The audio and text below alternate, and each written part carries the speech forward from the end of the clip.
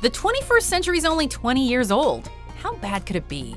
The answer is in this list. Welcome to Watch Mojo, and today we're counting down our picks for the top 20 worst movies of the century so far.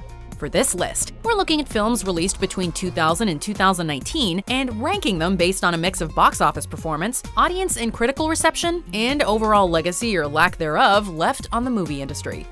Number 20, Cats.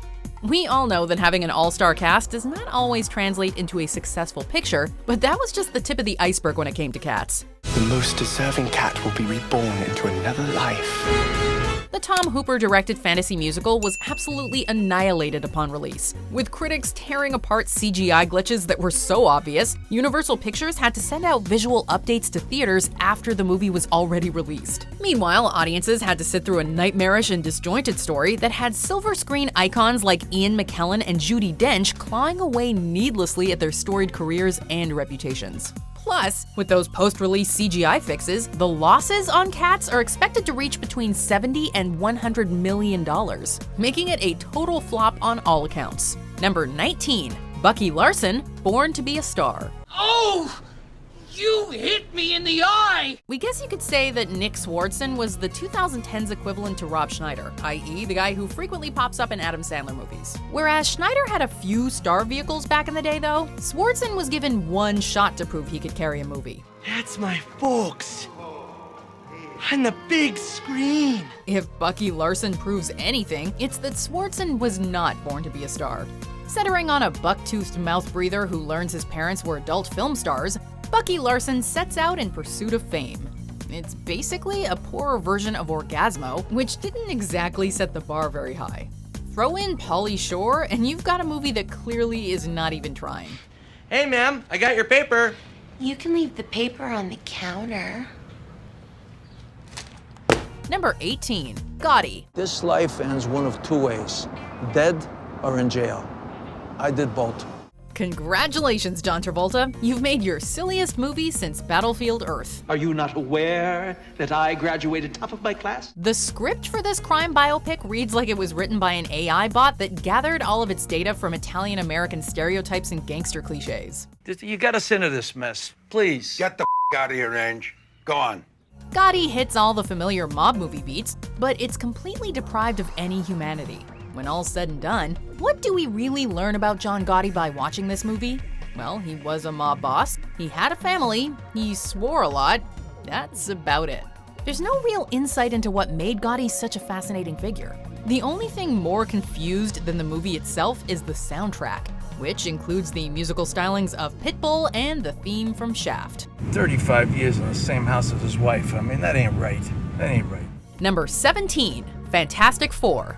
The next entry on our list is a case of tripping right out of the gate. Director Josh Trank was a relative newcomer to the scene when he was hired to helm 2015's big-budget reboot of Marvel's Fantastic Four franchise. Victor! Come on! We can't leave him! Wait, we gotta go now! Come on! Trank had only one prior directorial credit in film to his name with 2012's Chronicle. Yet the writing was on the proverbial wall when Trank posted a negative tweet about his experience on the film prior to its release. He's been active in covert operations with a 100% success rate. This was in addition to the already poor reception Fant4stic was receiving from critics, who wrote off the film as a, quote, woefully misguided attempt to translate a classic comic series without the humor, joy, or colorful thrills that made it great. Ouch. Gotta say, it's fantastic. Number 16, The Master of Disguise. People cannot deny that SNL alum Dana Carvey is a brilliant mimic and impersonator. This is what you're doing. This is what I want you to do. After watching this film, though, it's difficult to see where this brilliance went. So you want to play games? Let's play games. Who's your daddy? In this comedy fantasy, which was co-written by Carvey himself, we watch as a bumbling Italian waiter named Pistachio Disguisi, we're not joking, who's obviously destined to be a master of disguise, tries to thwart a criminal mastermind and save his parents. I can't build a spaceship that will travel to Pluto. No, but you can find a way to rescue your mama and your papa. Offensive stereotypes and non-stop fart jokes punctuate a random series of events that seem to have been collected from failed sketch ideas. Am I not turtly enough for the Turtle Club? try as it might, this film cannot disguise itself as anything but a huge dud.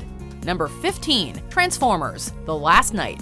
Just when you thought this blockbuster franchise couldn't get any worse, Michael Bay went ahead and further tarnished Optimus Prime's reputation with whatever happened in this incomprehensible mess of a movie. For some reason, it involves King Arthur and ancient Transformers who, you know what, plot summary feels like a waste of time. What has happened to my world?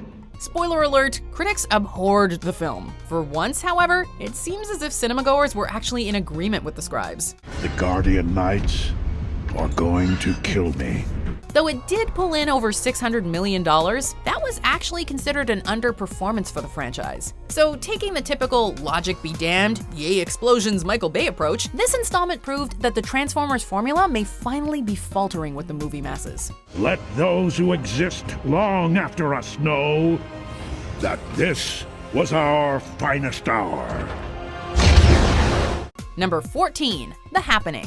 Leading up to its release, M. Night Shyamalan compared his film The Happening to Alfred Hitchcock's The Birds. The director later changed his tune, however, labeling The Happening as a B-movie. Get out of here! Help! Looking back, the latter description would be giving it almost too much credit. I don't have any reason to disagree right now. After a series of mass suicides across the United States, a small group tries to get to the bottom of things. And what was the cause? Spoiler alert, it was the trees. Something in this field could be releasing the chemical into the air when there's too many of us together. As if that isn't infuriating enough, the entire film feels way too overconfident. And the acting is stiff and unconvincing throughout, despite the impressive cast. Number 13, Glitter. There's been no shortage of quality musical dramas in the 21st century, but this is not one of them. Mariah Carey has tried to blame the film's failure on the fact it was released on 9/11, even though it was actually released on the much less traumatic 9/21. You got anything we can hear right now? Sure, why not? We're working on it. But the fact that critics and fans alike loathed the film seems like a far more likely explanation. For one, Carey's performance as Billy Frank was so harshly criticized, she ended up winning the Razzie in 2002 for Worst Actress. Your whole thing, the superstar always comes first. Look, don't blame me for your failure. After just 27 days in theaters, it closed, having earned back only around a quarter of its $22 million budget. All that glitters clearly ain't box office gold. Number 12, Gigli. Thanks to Bennifer 1.0, this monstrosity received way more attention than it deserved. However, that didn't stop the movie from being among Hollywood's most expensive bombs ever. In every relationship, there's a bull and a cow. It just so happens that in this relationship right here with me and you, I'm the bull. You're the cow. In Gigli, Ben Affleck is a mobster who needs to kidnap a prosecutor's mentally handicapped brother in order to help a crime boss, played by Al Pacino, avoid prison. You all guessed right. This is clearly a romantic comedy. What about me is not your type? Your penis. This movie is offensive to the mentally challenged, to lesbians, and to any audience members with eyes or ears. After winning 6 Razzies, it later won a 7th for Worst Comedy of the Razzies' first 25 years. Well deserved. Number 11, Holmes and Watson. Wilson, stop panicking! We can disable the Queen! After Talladega Nights and Step Brothers, we were all ready for another Will Ferrell and John C. Reilly collaboration to be a laugh riot. The only mystery in Holmes and Watson is how so many funny people produced such a clueless, not to mention elementary comedy. The movie basically follows the same formula as every other Will Ferrell star vehicle. An egotistical buffoon needs to learn the value of humility and friendship. The most obvious conclusion. This time, however, the formula is devoid of anything resembling charm, humor, or effort. In 2018, did the filmmakers seriously think that people would laugh at jokes about fake mustaches, the Titanic, and women being doctors? What does doctor mean in America? It means doctor. The fact that Sony couldn't even pawn this inevitable bomb off on Netflix says everything. Number 10, The Emoji Movie. Today is my first day on the phone. Oh boy, I'm gonna be so meh. What are you gonna do? In 1914, Winsor McCay premiered his animated short Gertie the Dinosaur, launching a groundbreaking art form into the mainstream. 103 years later, this art form was used to turn Sir Patrick Stewart into a talking piece of poop. That's because I believe in you. Should we wash our hands? McKay would be so proud. The Emoji Movie doesn't even feel like a real animated feature, but rather a satire of one. Come to think of it, if smarter writers were involved, maybe this could have been a clever satire about product placement and Hollywood's creative bankruptcy. This feels very odd, and it smells. Since this is a movie about a society that inhabits a device, however, it's nothing more than a commercial, really. As Rotten Tomatoes will tell you, the whole movie can be summed up with a general prohibition sign emoji.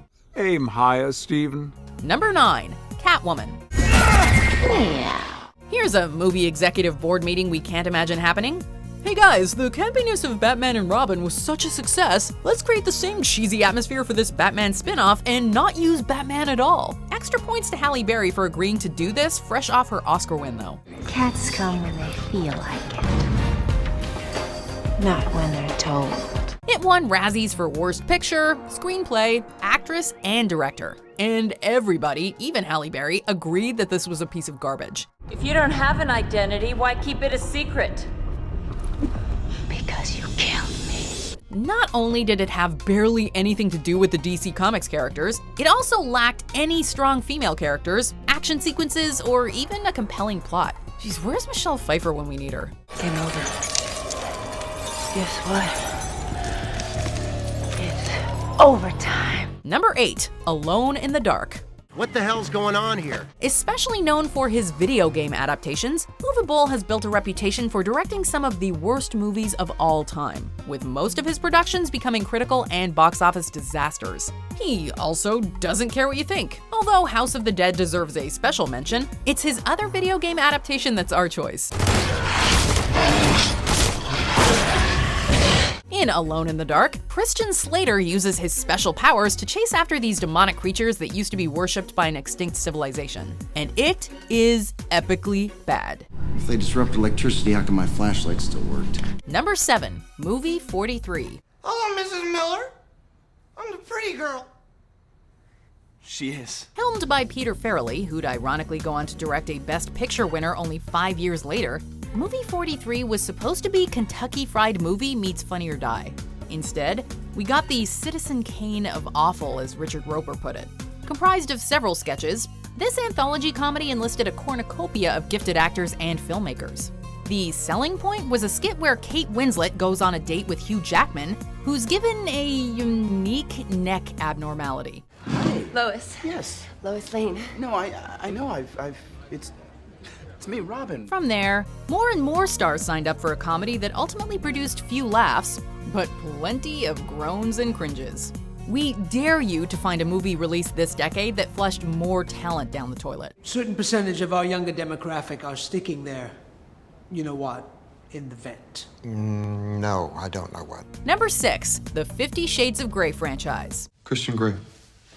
I'm Anastasia Steele. Given how over-the-top E.L. James's books are, the 50 Shades of Grey trilogy could have been so bad it's good, not unlike Showgirls. By removing Anastasia Steele's ridiculous narration, though, we're left with a vanilla romance that doesn't even deliver the eroticism the trailers promised.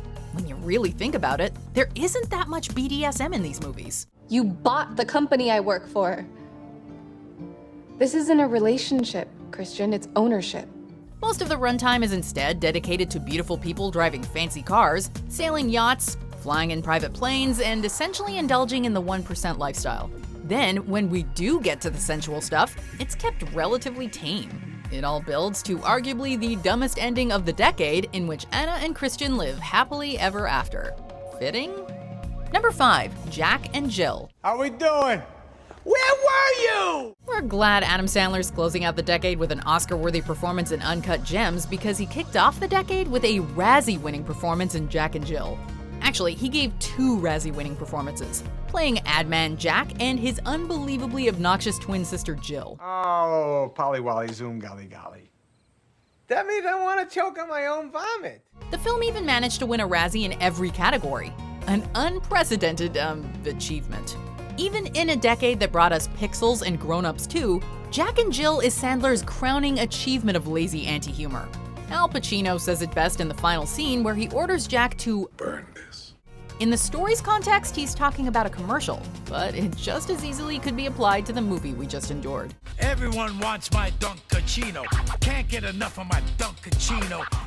Number 4, Loqueesha. Go! You live with Loqueesha. Welcome to the first episode.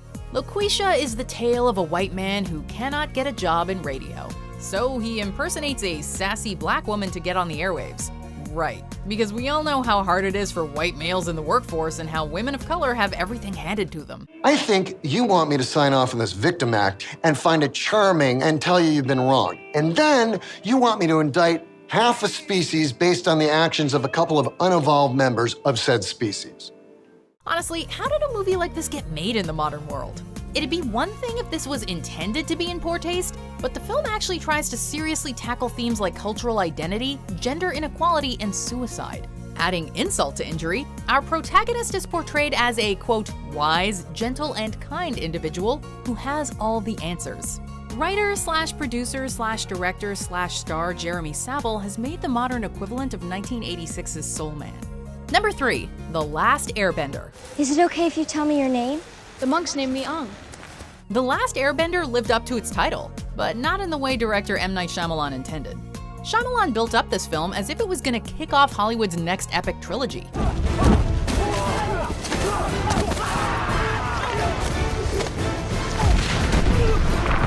Between its rushed plot, wooden acting, overproduced special effects, unnatural dialogue, and accusations of whitewashing, though, a sequel naturally never saw the light of day. The good news is that there's already an epic trilogy, the 3-season-long animated series that inspired this cinematic travesty. That being said, the fact that The Last Airbender was derived from such a brilliant show is what truly gets under people's skin.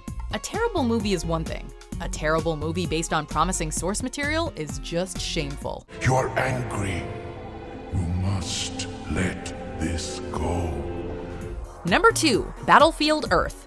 Many of our entries can be seen as career killers, but Battlefield Earth brought John Travolta to an all-time low. Oh, thank you, sir. I don't know if I could have kept my sanity to be here another 5 cycles. Although most actors are forced to take these steps down for a paycheck, Travolta spent years bringing this movie to the world, claiming its source material was better than Star Wars. Please forgive my pretension as I try to educate you in Cyclo, the noble language of our superiors. Scientology founder L. Ron Hubbard wrote the book in an attempt to bring the religion to younger audiences, and that book serves as the basis of the sci-fi action flick. Needless to say, the world wasn't interested. When the most horrible acting you've ever seen is topped by camera work that will give you a cramp in the neck, it's not surprising you have a recipe for unintentional hilarity. Stupid humans. So, how many of these did you actually suffer through? Bonus points if you saw it in the theater. I actually remember when Master of Disguise came out. I think I thought the trailer looked funny. Yeesh, times have changed. Anyway, there's only one possible film that could be in our top spot. So let's look at the dishonorable mentions, and then we'll name the worst movie of the 21st century so far. Gotcha.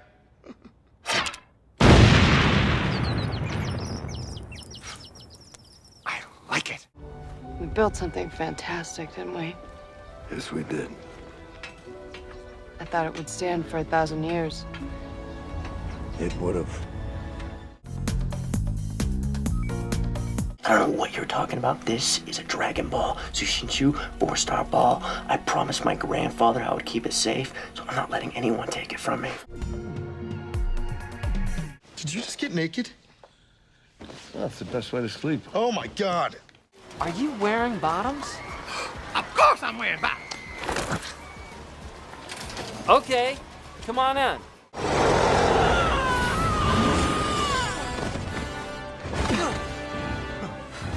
Your company was preferable.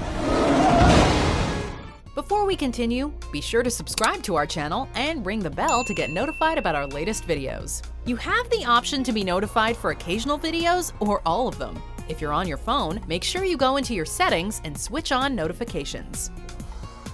Number 1, The Room. When your movie sparks a debate about film as outsider art and gets compared to getting stabbed in the head, you know you've done something special. Do you want me to order a pizza? Whatever, I don't care.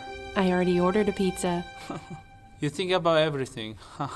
And no, we're not talking about birdemic shock and terror. The Room was created by Tommy Wiseau, a mysterious eccentric who delivers one of the most head-scratching performances ever as the lead in this cringeworthy romantic drama. I did not hit her. I did not. Oh, hi, Mark. Oh, hey, Johnny, what's up? Wiseau plays a banker in San Francisco named Johnny, who's trying to cope with the infidelities of his fiancée Lisa. You are tearing me apart, Lisa! Why are you so hysterical? Do you understand life? Do you? From the melodramatic acting and awkward sex scenes to the nonsense plot, the movie tries to convince audiences that it's authentic and real, while somehow missing every single note. You're having an affair with Lisa, aren't you? Am I wrong? What?